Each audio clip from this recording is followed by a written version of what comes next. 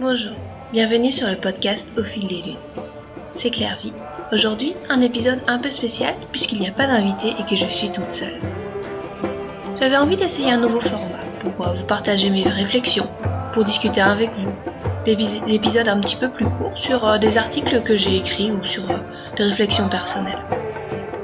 Je voudrais vous parler aujourd'hui d'un article que j'ai écrit récemment qui s'appelle « La vie est longue et le temps tourne ». J'en avais parlé dans une newsletter, dans un podcast de Tim Ferriss où l'invité était Steven Pressfield.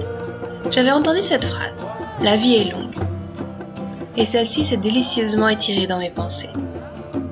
En effet, pour conclure l'épisode du podcast, Tim Ferriss a demandé à Steven Pressfield une question qu'il a l'habitude de poser.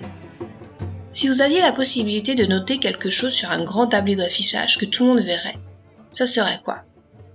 Steven Pressfield a répondu « La vie est longue ». Pressfield a été publié pour la première fois à 53 ans avec son livre « La légende de Bagger Vance ».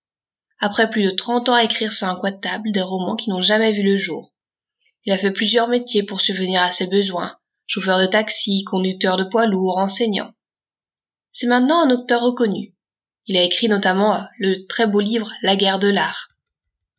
Et pour étayer sa réponse, « La vie est longue », il a ainsi dit cette phrase. On vous dit toujours que la vie est courte, mais en fait la vie est longue. Et si nous nous retrouvons à faire des erreurs, ou si nous n'avons pas encore trouvé notre vocation, ne vous rendez pas fou avec ça. On a tout le temps. Tout le monde pense, si je donne les 6 prochains mois, je vais me tuer. Et j'ai toujours pensé ça aussi. Mais regardez-moi, il m'a fallu une éternité pour percer dans quoi que ce soit. Et j'ai toujours l'impression d'avoir une autre vie entière devant moi. Alors, soyez patient avec vous-même. Soyez gentil avec vous-même. Vous êtes en voyage, que vous le réalisiez ou non. Nous sommes tous. Il n'y a aucun moyen de ne pas l'être. Et les choses se révéleront d'elles-mêmes. C'est quelque chose qui m'a fait beaucoup de bien d'entendre. En effet, on a souvent l'habitude d'entendre plutôt « la vie est courte ». Alors on nous enjoint de profiter, de ne pas perdre de temps, avec des impressions d'avoir gâché sa vie si, à tel âge, nous n'avons pas réalisé telle ou telle chose. Comme des passages sur des relais chronométrés, sur une course folle en ligne droite. Alors la vie défile, dans le passage des jours, des mois, des années. Des pages de calendrier, qui tour à tour révèlent des paysages enneigés puis des plages ensoleillées. Cette phrase, « la vie est longue », elle, m'a suivi, comme un parfum de liberté, comme un air de chanson d'été, offrant une autre perspective d'envisager le temps et la vie qui passe. Et puis, ça s'est merveilleusement coïncidé, justement, avec la lune dans laquelle nous nous trouvons, celle du lièvre, avec aussi l'été qui arrive, et la 4e gardienne de clan, celle qui voit loin, dont je suis les enseignements cette année. L'été se dessine avec lui une envie de ralentir, de prendre le temps, de contempler l'herbe pousser, de goûter à une impression d'éternité. Dans le rituel de la lune du lièvre, que je fais chaque mois, une des méditations consistait à suivre le lapin blanc. Vous savez, celui d'Alice au pays des merveilles. Celui qui sort sa montre à gousset de sa redingote en s'écriant « Vite, vite, je suis en retard !» Et puis cette année, j'ai eu une proposition qui tombait à pic, celle de Delphes, de partager les enseignements des 13 mères originelles. Le conte de la 4e mère de clan, celle qui voit loin, a aussi particulièrement résonné à mes oreilles avec cette vision du temps.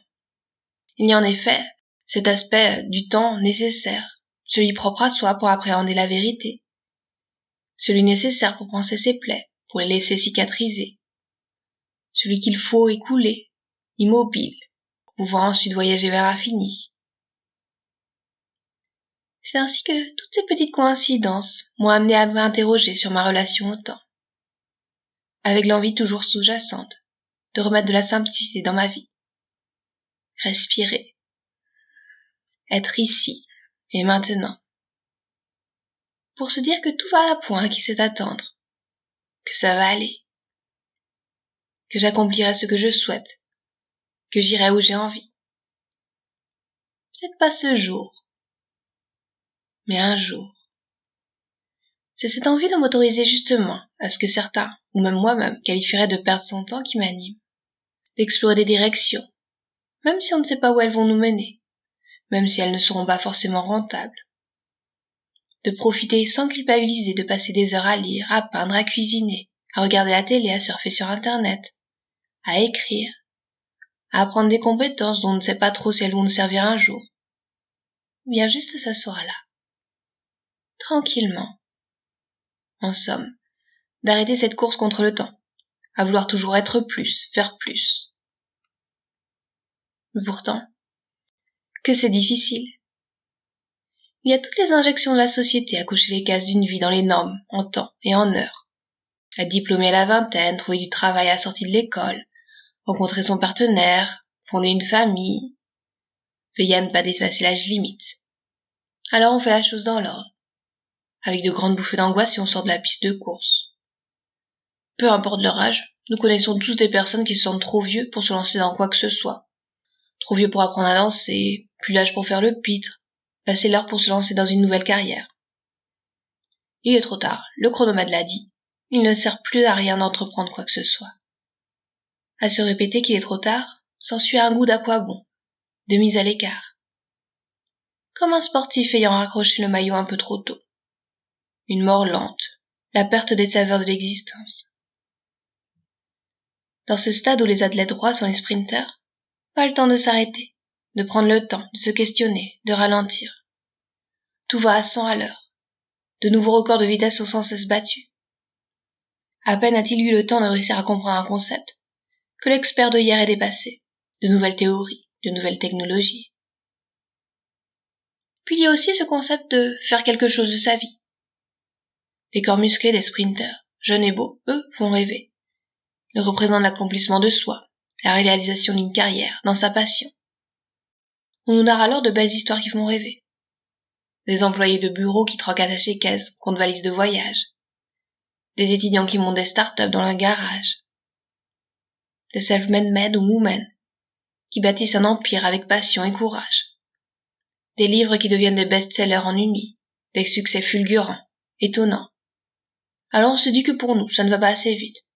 Notre vie nous semble médiocre, banale, lente. Il nous vient l'envie d'envoyer tout balader, de vivre à toute allure, de courir, peu importe la direction, pourvu que l'ivresse d'avancer soit là, que les paysages défilent, que ça bouge. La vie est courte. Si cela fait rêver sur le papier et en photo, c'est aussi prendre le risque de se brûler les ailes et de se faire entraîner dans un tourbillon, bien malgré nous. J'ai été, et je suis d'ailleurs encore parfois dans cet état. C'est maintenant, en écho dans les oreilles, qui m'ont souvent assourdi au plaisir simple du quotidien, qui s'égrène lentement. On nous dresse des listes des choses qu'il faut avoir faites avant 30 ans, des pays à visiter, des expériences à faire. Comme des trophées utopiques, affichés dans sa galerie Instagram. À peine vécus, à peine oubliés. À devoir sauter d'un avion à l'autre pour aller voir la Statue de la Liberté, et celle de l'île de Pâques, nager avec les dauphins aux Bahamas, prendre un cours de tango à Buenos Aires, dans une urgence de vivre, d'accomplir sans saveur. À 25 ans, célibataire, dans un petit studio et avec un travail qui ne me passionnait pas plus que ça, j'avais l'impression que tout était derrière moi. Des choix d'études, de carrière, qui me fermaient certaines portes. Que tout était trop tard. Pour devenir prof de yoga, écrivain, faire le tour du monde en solo, reprendre des études, pour refaire de la danse classique, pour rencontrer quelqu'un. Aujourd'hui, je me rends compte que j'avais tort. Parce que justement, les choses importantes demandent du temps. Qu'il faut qu'elles maturent, à un rythme que nous ne pouvons prédire, sans catalyseur. Que chacun suit son propre chemin, avec ses propres balises, son propre tempo. Que dépasser la vingtaine, la trentaine, la quarantaine, la soixantaine, la centaine, n'est pas pour autant une sentence de fin de quoi que ce soit. La liberté d'avancer à mon rythme, avec la curiosité de m'attarder en chemin, a pris le pas sur les cases à cocher, en osant laisser tomber certaines choses momentanément, en choisissant de penser plutôt qu'agir, d'écouter plutôt que de parler, en téléphonant à mes parents un peu plus souvent et plus longtemps plutôt que de regarder la télé, en regardant la télé avec mes enfants plutôt que d'écrire sur l'ordinateur, en me levant à 5 heures du matin pour écrire sur l'ordinateur plutôt que de dormir, en disant non à certaines opportunités ou invitations pour me reposer, Bref, en faisant mes choix en conscience, personnels et ceux du moment, pour accorder à chaque temps sa valeur. Cela m'a aussi amené à revenir à ces deux termes pour le temps en grec, Kyros et Kairos. Kyros est le temps mesuré en secondes, minutes, jours et années. C'est le temps chronologique, c'est la quantité de temps. Kairos est le temps mesuré en moments de la vie.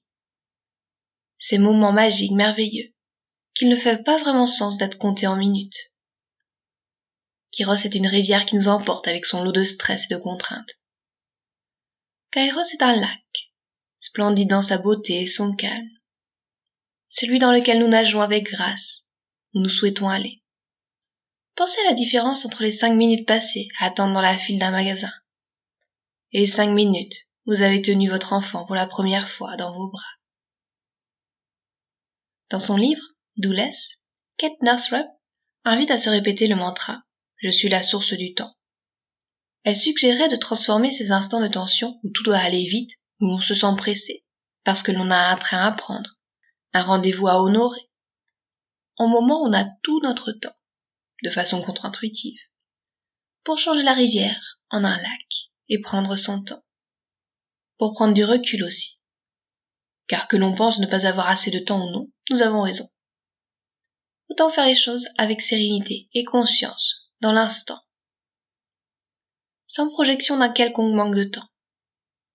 Car au final, seule notre perception du temps est importante. Et pourtant, lorsque ma fille est née, j'ai été balayée par cette vague d'amour qui me dépassait, bien plus grande que moi, un sentiment délicieux.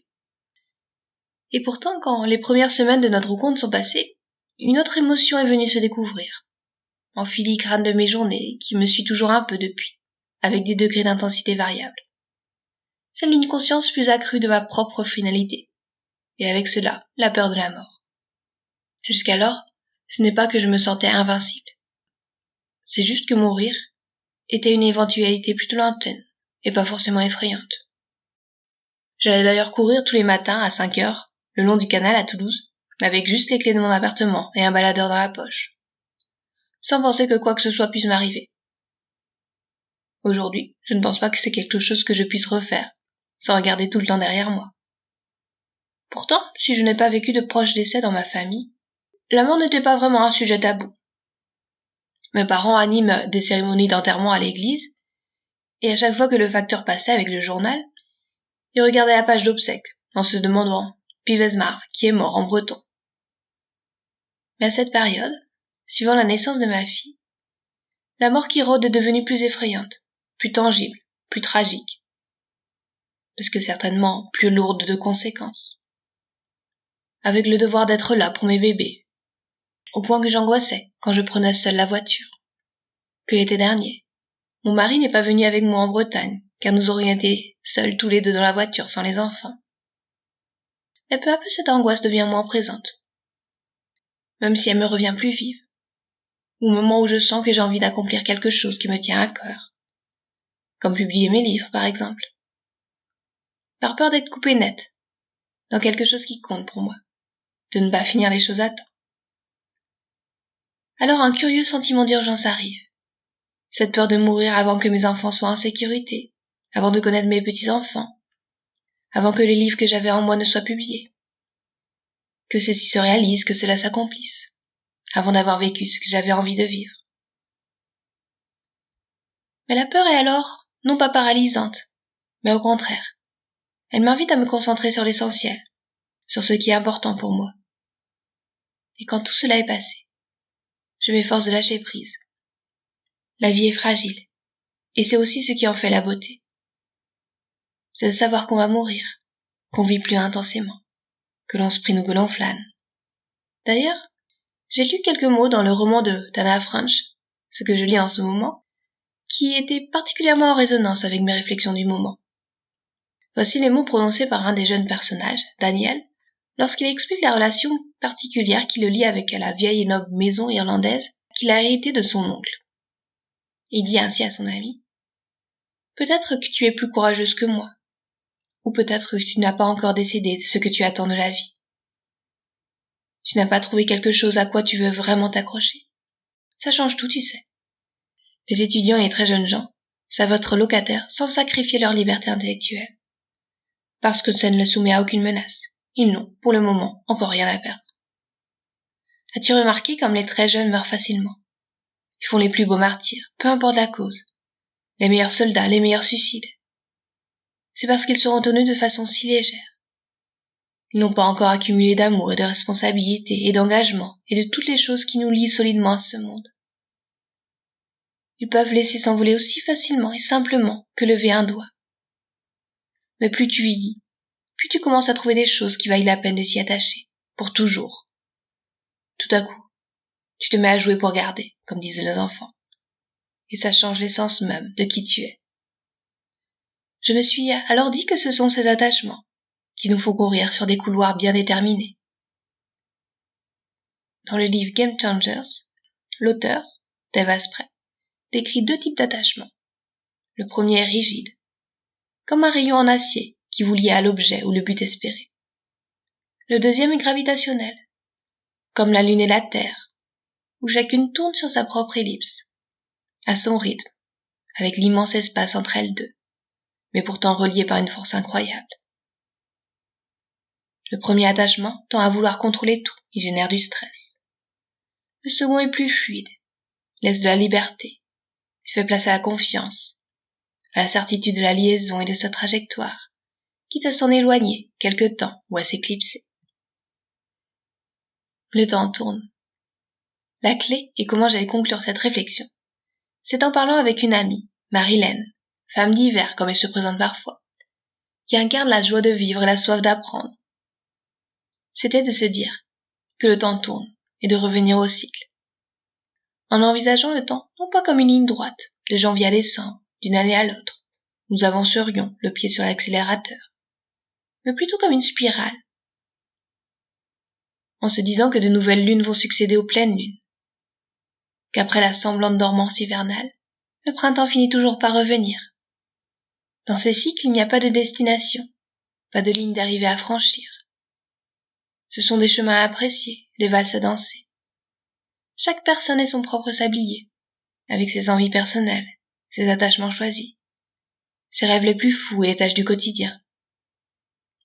Aller explorer aux confins de l'univers, sans avoir peur de s'égarer. Comme une orbite autour de laquelle on tourne. Parce qu'il y a quelque chose de précieux, là, en nous, où est condensé ce que nous sommes vraiment. Comme une jolie boîte à trésors, où seraient renfermées nos passions, nos amours, nos valeurs, nos souvenirs tendres. Qui fait que l'on ne se perd pas, même si on s'éloigne. En faisant confiance au pouvoir du cercle, de l'ellipse, de la spirale. Si on ose s'affranchir des lignes droites, des dates qui sanctionnent, des croix sur les cases, et que dans son cœur et dans son âme, on entre dans la ronde, on entre dans le cercle.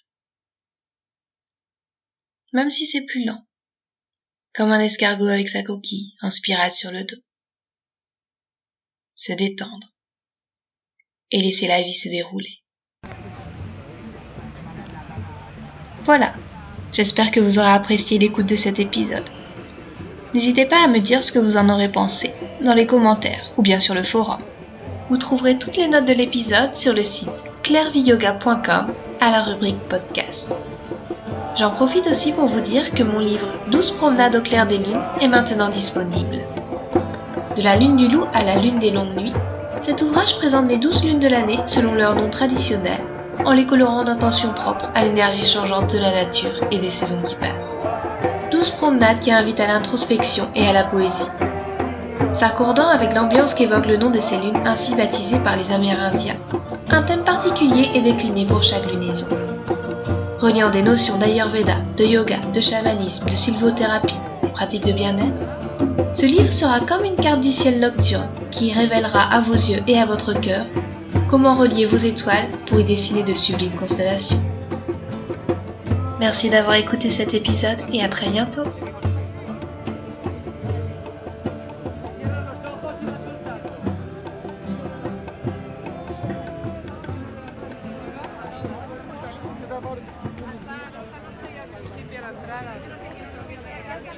Entrada.